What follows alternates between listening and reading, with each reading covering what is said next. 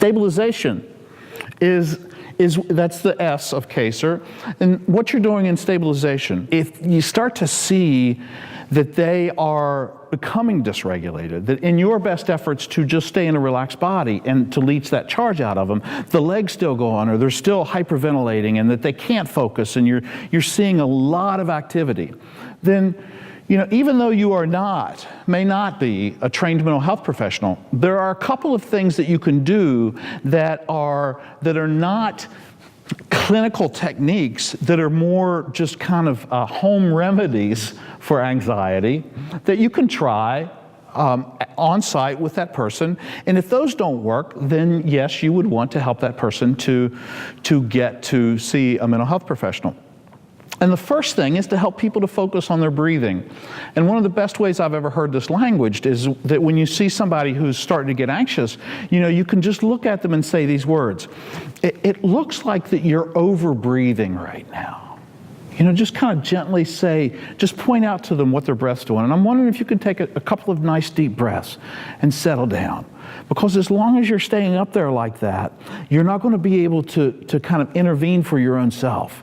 So let's see if we can get your energy level dialed down a little bit and that we can start to make a plan of how to go forward from here. That's a really nice way to do that, is to get folks focused on their breath. Now, you probably don't want to be doing, if you're not a mental health professional, you're probably not going to be doing things like autogenics, where you kind of do a hypnotic intervention. They're probably not going to be doing that. But helping people to tense a muscle and then relax a muscle, that is something that just anybody can do. And helping them to see, to just tighten up their fist for 5 seconds and then release the tension in that fist for 5 seconds is a really nice thing to help them to kind of focus on their bodies, get their attention out of their heads for just a second, and to be able to get a little bit more relaxed. Another nice little technique is to just have people to put their hands behind their head and pull their elbows back and lean back in the chair that they're sitting. And what that will force is diaphragmatic breathing. And that's another nice little tool to help people stabilize through a couple of those relaxation strategies, because that's what's making the person destabilized, is they're afraid and the energy in their body's climbing up and their muscles are constricting. So if you can help people to get back into relaxed muscle bodies, what you're helping them to do is the energy levels coming back down. And what we've learned in the past 10 years or so with good brain scans is that as people get that relaxation, all of their neocortex comes back online, so they can start to do planning, they can start to have good judgment, they can start to intervene for themselves, so that they're going to function a whole lot better inside of a relaxed body. So in addition, the stabilization process is behavioral. So those are some interventions, but we also want to start talking to them about some specific steps that they can take in the next 8 to 16 to 24 hours. What do you need to do to get things back to normal? The real function of stabilization is to help people to not get so drawn in to the memory and the pain of that they get overwhelmed.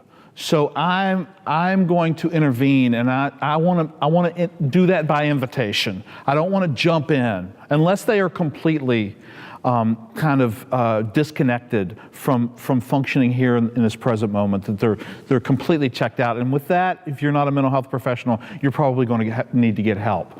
But to just distract them back to you so that they're not getting lost.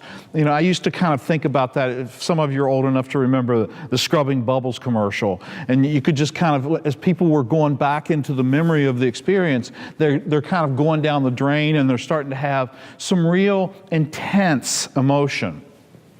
And that might be something that I might intervene with to help them, to distract them and bring their attention back to the here and now. So transitioning out of the stabilization, because this is a both and, from stabilization to education, is that what we're doing is that we're teaching people about how to go forward, because what we've done up through S has been kind of focused here now. about how you're doing here now. As we move from S to E, we're starting to look into the future, so that this process is now turning away from the here and now and starting to look about how you're going to take care of yourself from hence onward. And so the way I start that is, let's come up with a couple of concrete things that you can do over the next few hours, the next 12 hours, the next 16 hours, that if you'll take those actions, your life will get to be a better place. Because what we have learned, and this is where I transition into the educational process with folks who are recent survivors, is I make sure they hear this. This is what's called a post-hypnotic suggestion. Is what I'm doing is I'm implanting this little piece of information in the trauma survivor's head, so that as they go forward, they're replaying this several times in the days to come. And so I want every person I work with after a recent event to hear these words. You know, what the research shows us is those people who get back engaged in the activities of daily living, who as soon as they can get back to work, as soon as they can get back involved in their tennis league, or their coffee klatch, or riding their bicycles, or whatever it is that they're doing, especially active activities, not less sedentary, more active. The more active that somebody is after a trauma, the less in duration, intensity, and severity are those symptoms. That it is one of the primary things that are associated with the resolution of the what's called acute stress disorder, acute stress symptoms, before it gets to PTSD, is back involved in their lives. So I want to make sure that they hear that. So what are some things that you can do going from here today that are going to help you to recover, that are going to give you a better quality of life, that can start to put things back in order for you? Let's come up with a couple, 2 or 3 concrete steps that you can take this evening, or if it's late at night, that you can do first thing in the morning. What are some steps that you can take? And I want to write those down for them. I want to take out a pen and paper and write down specifically. And what I have a handout, and I encourage agencies that do this work to begin to do that handout as also part of the educational process, so that you have an informational pamphlet, 1 or 2 page informational process. So I pull that out in the educational phase, and so maybe written on the back of one of those pages of steps to take, because the person's going to take that with them and they're going to look at that, and that's going to remind them of, you know, A, that somebody cared about them, and B, here are some steps that I can take. And you know what Eric said is that if I take action, I'm going to get better quickly. So let me not lay in bed, let me not call off work today. That the sedentary calling off work, laying in bed, shutting down, resting after a trauma, it's just like surgery. You know, 20 years ago, 25 years ago, if you had surgery, you convalesced in bed. Today you have surgery, they have you up out of bed at the first moment to begin moving, to regain range of motion, and you recover more quickly and you recover more fully if you do that. Same thing with trauma. It's the same exact principle, is that we want to get people utilizing that muscle, that resilience muscle, as soon as they can after the event. So one of the things that a lot of well-meaning, but again misguided folks did, was that this was clear up into the early 2000s, and I think most people who work professionally with survivors of recent trauma have changed their stance on this. But what we used to do is we used to give out a handout that said, look out for these.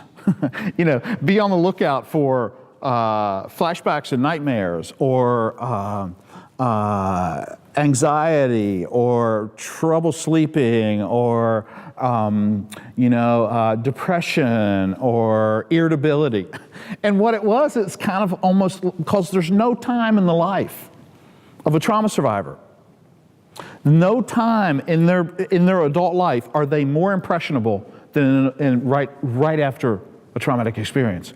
And what was happening is that those folks were starting to think that, well, this is normal, that And if I'm normal, I should be having some of these. And what started happening was that they would create those symptoms because if they didn't have them, they thought that they weren't doing something right. And there's several well-designed research studies that show that puts weight on the person to develop the symptoms. We don't want to tell people what might happen to them. We want to instead give them clear direction for what enhances resilience, what accelerates recovery. So that's the handout that we want to utilize. Engaging in activities as soon as you can, eating healthy, as much aerobic activity as you can stand, engaging with other people and using your indigenous support, finding meaning and enhancing your spirituality. Doing those types of things help people to accelerate the recovery. And that, I think, is outside of the contact stage of this intervention. I think that's the second most important thing that we do, is that we socialize them for recovery.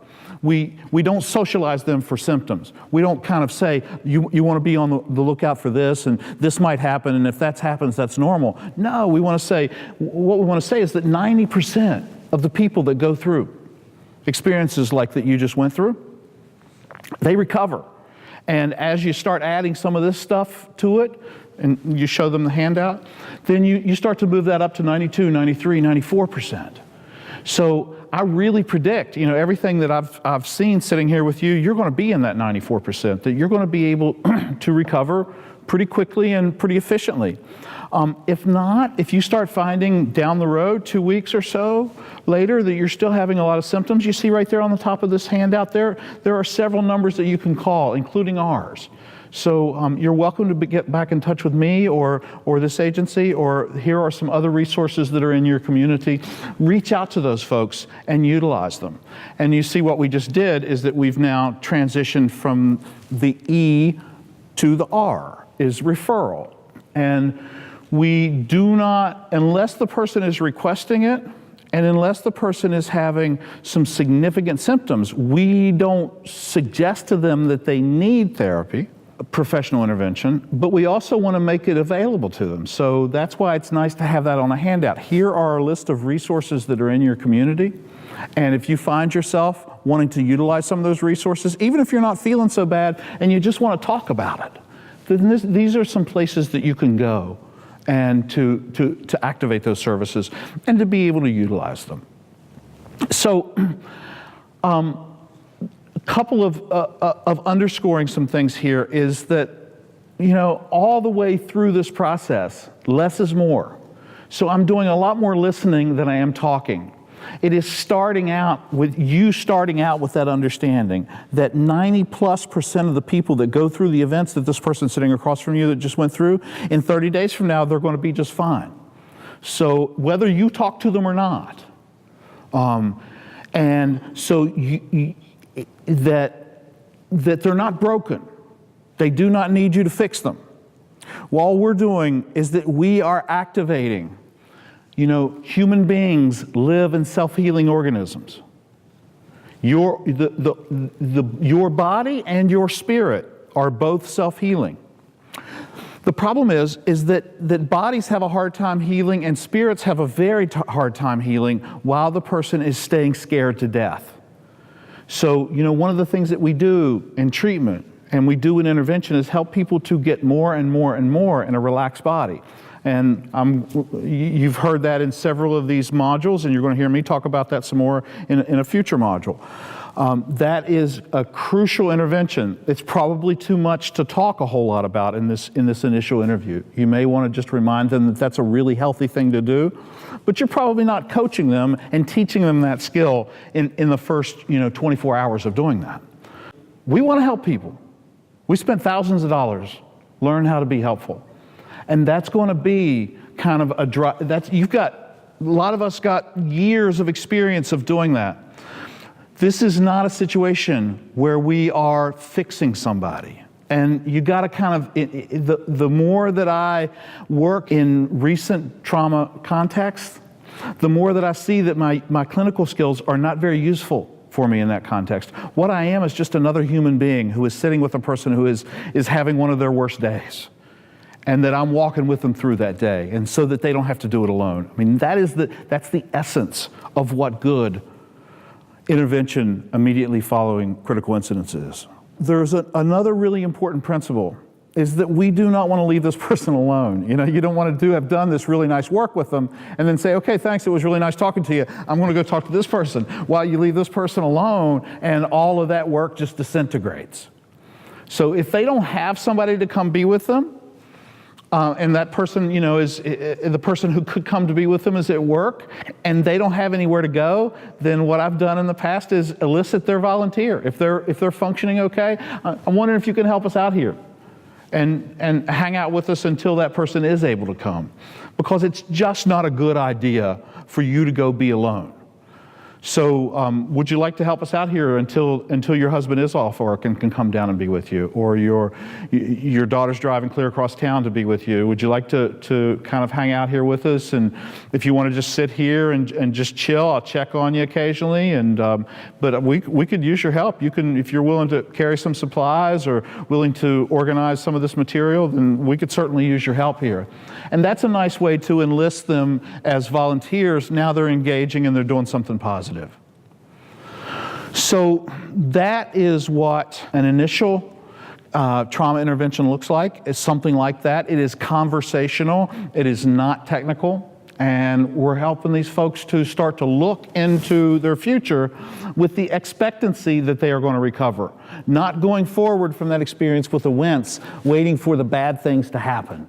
That we have programmed them with information that they are expecting recovery. And that expectation of recovery, guess what it does? Is that it produces that outcome. You know, the more that a person has the expectation of kind of walking this through and being okay on the back end of it, the more they activate those internal resources, and that's precisely what happens. And keeping with that you've given them something, your card or a handout or something that they've got this bridge back to resources. So if they do start finding in 2 weeks from now or 3 weeks from now that they are becoming symptomatic, that this is a way that they can activate those resources for themselves and to be able to get more professional, more intensive help.